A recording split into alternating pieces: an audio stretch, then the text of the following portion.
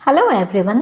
आज मैं आप लोगों के पास फिर से एक बहुत ही यूज़फुल वीडियो लेके आई हूँ। इस वीडियो में मैं बताऊँगी आप लेमन के जूस को कैसे 2 तरीक़ों से लंबे समय के लिए स्टोर कर सकते हैं। तो वीडियो को ज़्यादा लंबा ना खींचते हुए चलिए शुरू करते हैं। इसमें हम 2 तरह के लेमन के जूस को स्टोर करेंगे। एक तो लेमन के जूस के हम पाउडर बनाएंगे और दूसरा जो है वो हम लिक्विड फॉर्म में ही स्टोर करेंगे। तो सबसे पहले हमें लेमन को अच्छी तरह से धो के साफ़ कर लेना है, लेकिन धोने के बाद आप ये बात का ध्यान रखें कि इसमें पानी ना हो।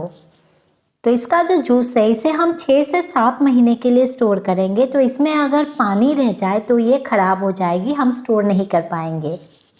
तो जैसे कि आप देख रहे हैं मैंने लेमन को धो के अच्छी तरह से साफ़ कर लिया है। इसमें किसी तरह पानी नहीं है, मैंने एक सूखे कपड़े से इसे पोंछ लिया था। तो अभी मैं इसे स्क्वीज करके इसका जो रस है उसे निचोड़ लूँगी। मैं नींबू का रस को हाथों से ही निचोड़ रही हूँ। आप जैसे आपका सुविधा हो आप इसी तरह से निचोड़ के इसका रस को निकाल लें। मुझे सबसे आसान तरीका इस तरह हाथों से निचोड़ के निकालने में ही लगता है, इसीलिए मैं हाथों से निकाल रही हूँ। इसमें ज़्यादा मतलब नींबू के रस वेस्ट नहीं जाते। तो जैसे कि आप देख रहे हैं हम रस को निकालते समय इसका जो बीज है वो भी साथ में आ रहा है, तो इसका कोई प्रॉब्लम नहीं है। आप बाद में क्या करें, छलनी की मदद से रस को छान लें।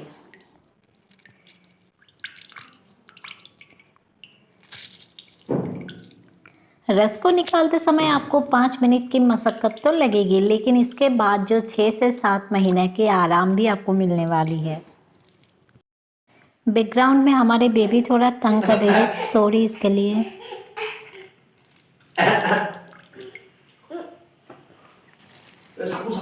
तो हमने जो रस था इसे निकाल लिया है। तो चलिए हमारा पहला जो प्रोसेस है उसे शुरू करते हैं। इसके लिए हमने एक स्टील का थाली ले लिया है। मैं यहाँ पर अभी करीब 1 कटोरी नींबू के रस यहाँ पे ऐड कर दूँगी। आप चाहे तो कप से भी मेजरमेंट कर सकते हैं।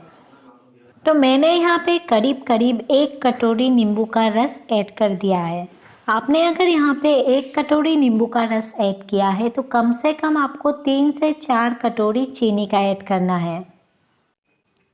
तो मैं अभी इसमें करीब 3 कटोरी चीनी ऐड कर दूँगी। आप इसका जो मेजरमेंट है ये कप से भी कर सकते हैं, यही बेहतर होगा। आप अगर 1 कप नींबू का रस दें तो आप 3 से 4 कप चीनी ऐड कर लें।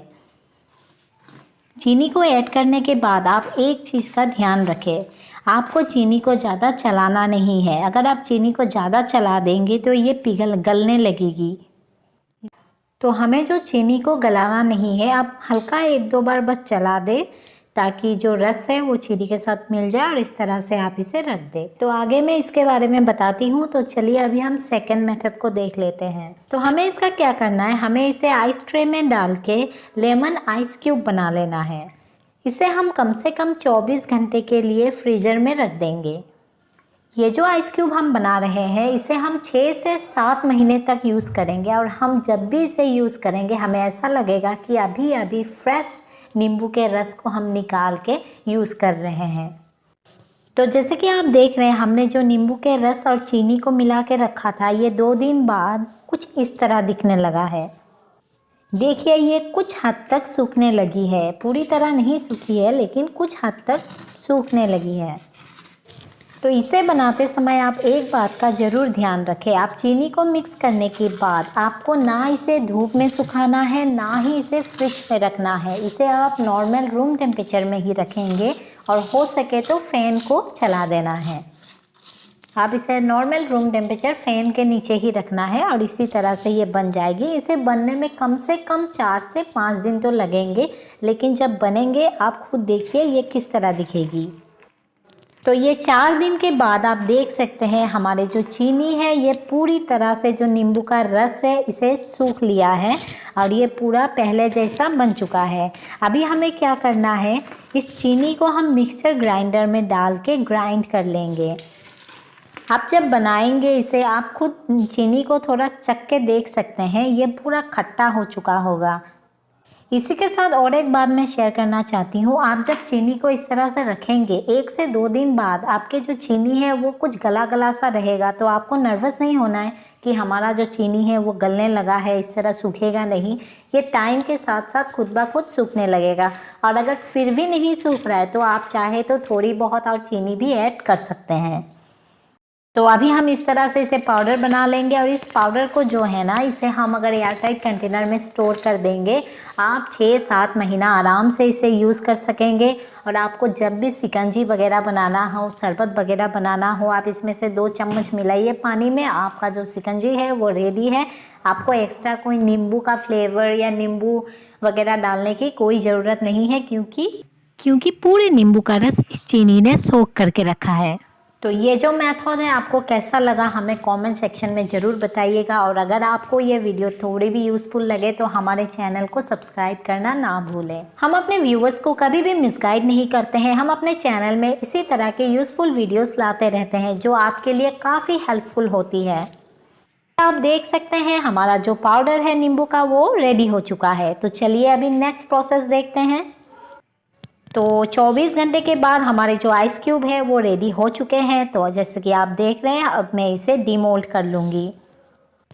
ये जो आइस क्यूब्स है इसे आप 6-7 महीने रखने के बाद आप जैसे भी चाहे इसे यूज़ कर सकते हैं। अगर आप वेट लॉस के लिए इसे पानी में पीना चाहते हैं तो आप पानी में डाल के पी सकते हैं, या तो आप ब्यूटी रेमेडीज़ में बालों में लगाना हो, या ऐसे भी आपको शरबत वगैरह बना के पीना हो तो आप आराम से सभी कामों में यूज़ कर सकते हैं। तो अभी हम इसे स्टोर करने के लिए एक कैरी बैग ले लेंगे। अगर आपके पास जिप लॉक बैग है तो ज़्यादा बेहतर है, अगर नहीं है तो इस तरह के नॉर्मल कैरी बैग में भी हो जाएगा। आप इसे एयरटाइट कंटेनर में भी स्टोर कर सकते हैं, या तो इस तरह के कैरी बैग में भी स्टोर कर सकते हैं।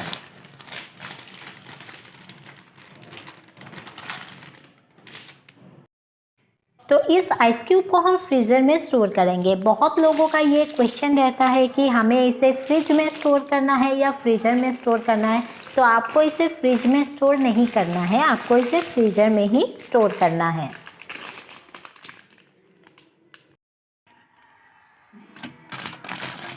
तो जैसे कि आप देख रहे हो मैंने फ्रीज़र में इस तरह से इसे स्टोर कर लिया है। और जब भी आपको यूज़ करना है आप वहाँ से एक आइस क्यूब को निकाल के आप यूज़ कर सकते हैं। जैसे कि आप देख रहे हैं मैं यहाँ पे नींबू पानी पीना चाहती हूँ, तो मैंने यहाँ से एक आइस क्यूब निकाल के पानी में ऐड कर दिया है। अभी ये जो हमारा नींबू पानी है ये रेडी हो जाएगा बहुत ही इजीली। आपको कुछ भी मेहनत भी नहीं करना है, आराम से बहुत ही कम समय में आपका सारा काम आसानी से हो जाएगा।